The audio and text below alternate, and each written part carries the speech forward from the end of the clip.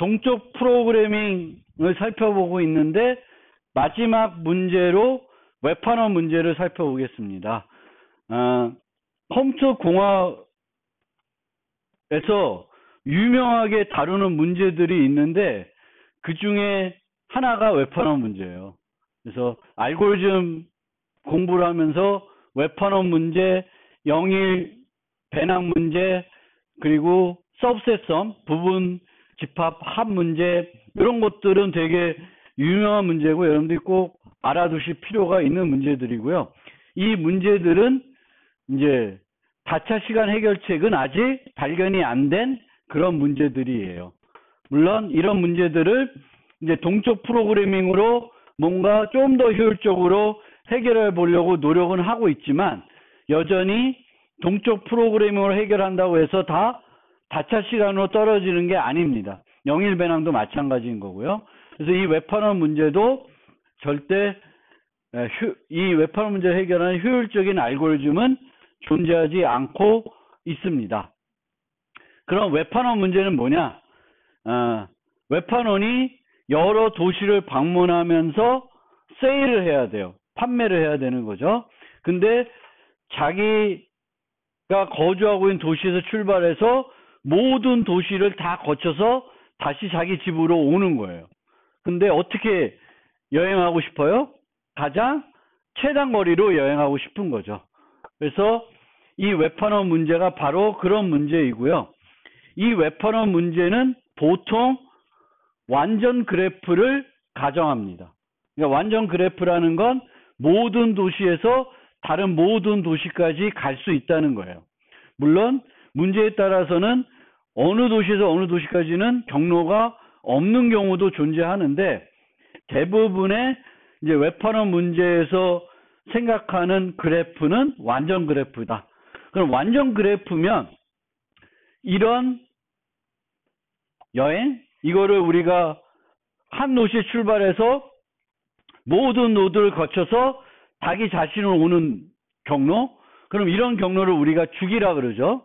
근데 모든 애들을 다 거쳐서 자기 자신을 오는 이런 거를 우리가 다른 말로 해밀턴 경로라고도 하고요. 아니면 최적 일주 여행 경로라고 그래요. 그래서 영어로는 투어라고 하는데 저도 짧게 표현하기 위해서 그냥 투어라고 표현할게요. 그래서 투어를 찾는 겁니다. 그러니까 투어라는 건 어느 노드에서 시작해서 모든 노드를 거친 다음에 그 출발 노드 되돌아오는 거예요. 그러면 이 문제의 특성부터 생각을 해보면 출발 도시가 중요한가요? 출발 도시가? 의미가 없죠. 어차피 모든 도시를 거쳐서 와야 되니까 여기서 출발하나 그 다음 노드에서 출발, 어디서 출발하나 상관이 없어요. 그래서 웹환원 문제는 모든 노드를 다 거쳐야 되는 거기 때문에 출발 노드가 의미가 없습니다. 그래서 출발 노드가 또 의미가 없는 특징을 가지고 있습니다. 그런데 어쨌든 이 웹환원 문제가 찾고 싶은 거는 최적의 투어예요. 최적 투어를 찾고 싶은 거예요. 그러니까 최적화 문제죠. 그러면 최적화 문제를 동적 프로그래밍으로 해결하려면 뭐가 만족이 돼야 돼? 최적 원칙이 만족이 되는 거죠. 그럼 이 최적화 문제를 우리가 점화식을 찾아서 이제 부분 문제를 통해서 큰 문제를 해결하려고 그러면 이 부분 문제도 최적 해가 있어야 되는 거죠.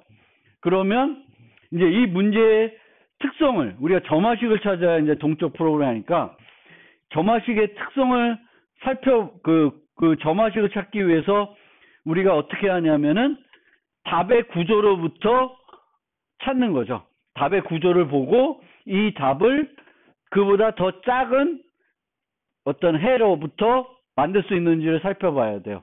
그러면 출발 노드는 중요하지 않다 그랬고 노드들은 1부터 n까지 있으니까 V1을 출발 노드로 그냥 합시다.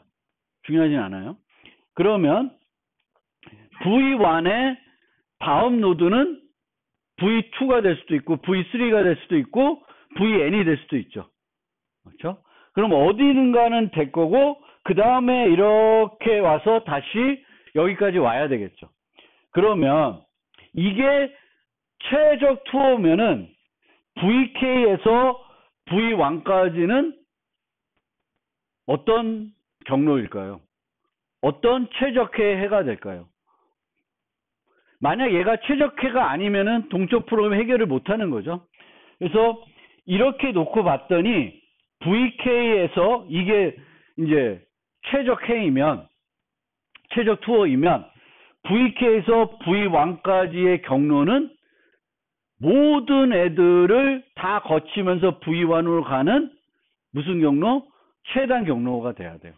최단 경로가 아니면 얘가 최적해가 될 수 없어요. 왜냐면 다른 걸 바꾸면 더 짧아질 테니까. 모순으로 충분히 증명이 돼요. 그러면 얘도 어떤 최적 원칙을 말하는 최적화 문제가 되는 거죠. 그러면 내가 V1을 시작하는 투어를 생각을 해보면 V2부터 쭉 가서 V1으로 가는 거, V3부터 시작해서 쭉 가서 V1으로 가는 거 총 몇 개가 있어요? N-1개가 있겠죠. 그럼 그 N-1의 최단 경로 중에 가장 짧은 게 답이 되겠죠. 그러면 내가 최적 투어를 해결하려고 그러면 어떤 문제들을 해결해야 되냐면은 V2부터 V1으로 모든 노드를 거치는 V1만 빼고 모든 노드를 그러니까 V인데 여기에 뭐 V라 그러면 안 되고 V 프라임이라 그러자. 그러면 여기에는 어떻게 표현해야 돼? 여기에는 V 프라임인데 여기에는 V1은 안 들어가 있어요. 끝에 가서 있어야 되는 거고. 다른 애들은 다 들어가야 되는 거죠. 그러면 V3에서 또 V1으로 가는 거, V4에서 V1으로 가는 거, V5에서 V1으로 가는 거죠. 이렇게 해서 VN에서 V1으로 가는 얘를 다 구한 다음에 이 중에 가장 짧은 거를 이용해서 결합하면 이제 V1 이렇게 된 게 최단 경로가 되겠죠. 그러면 요 애는 또 어떻게 돼요?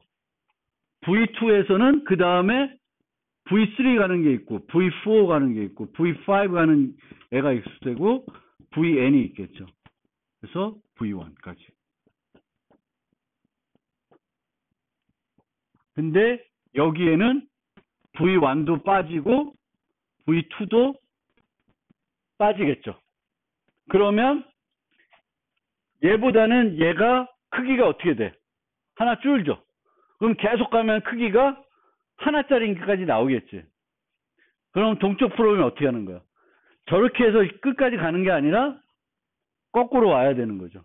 거꾸로 와서 경로가 1인 것부터 경로가 2인 거, 그러니까 경로가 2인 거보다는 그 노드들을 이용하는 그 2개짜리 경로들을 또 그 3개짜리, 4개짜리 이렇게 해가지고 n개까지 올라오면 그게 뭐가 돼요? 동적 프로그램이 하는 한 가지 방법이 되겠죠. 그런데 최단 경로잖아요, 얘가. V2에서 V1까지 가는 최단 경로. 근데 최단 경로 문제가 이제 만나니까 우리가 살펴봤던 벨만 포드나 또 뭐 있어? 플로이드 워셔 알고리즘이나 다익스 알고리즘이나 뭐 이런 걸 생각해 볼 수가 있는데 벨만 포드를 한번 생각해 보면 벨만 포드에서의 최단 거리하고 얘하고 성격이 뭐가 달라요? 벨만 포드는 V2에서 V1까지 하는 최단 경로 구해주죠.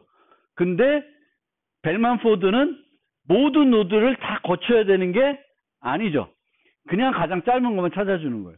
근데 웹파럼 문제에서는 항상 그 필요한 노드들은 다 거쳐서 가야 돼요.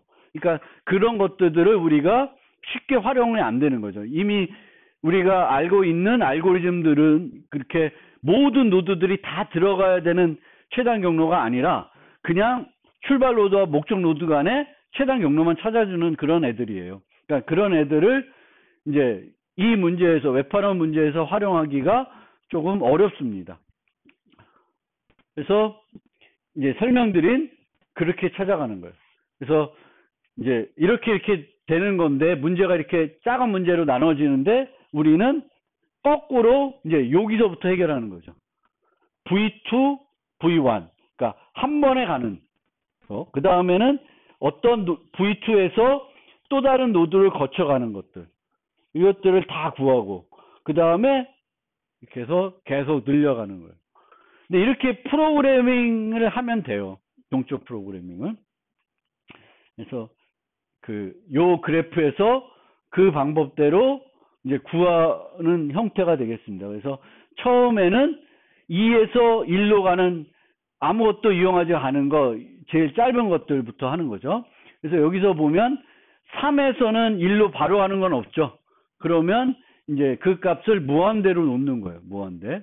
그래서 이런 거 코딩할 때도 무한대를 인테저 맥스로 놓으면은 안 좋아요. 왜냐하면 이거 계산을 하게 되니까 덧셈 뺄셈 하다 보면은 오버플로 날 수가 있기 때문에 이런 경우에도 뭐 987, 564 그걸 쓰든지 뭐 1001 뭐 하여튼 되게 큰 수인데 이 안에서는 절대 다 더해도 안 나올 그런 애를 하나 정해놓고 프로그래밍해서 해야 이제 오버플로가 안 나게 되겠고, 이제 우리가 판단할 때는 INF인지 보는 게 아니라 INF보다 크면 INF인 거죠. 뭐 이런 식으로 설명하면 돼요.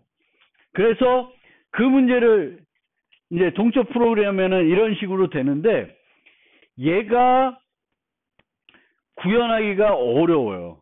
번거롭습니다. 왜 번거롭냐면 우리가 이제 요 앞에는 그냥 단순한 색인들이에요.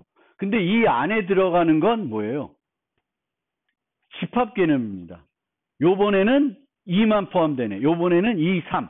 요번에는 뭐 3, 4. 뭐 이렇게 집합 개념이에요. 그러면 그 집합 개념을 색인화해야 되잖아요. 집합 개념을 색인화를 어떻게 만들까요? 그러니까 요번에 따져야 되는 게 뭐 이렇게 가다 보면은 V3, V5, V7 세 개만 거쳐가는 걸 따져줘야 돼. 그러면 쟤를 나타낼 색인이 필요한 거예요. 3, 5, 7. 3, 5, 7만 들어있는 부분 집합. 그럼 그걸 어떻게 나타내? 네?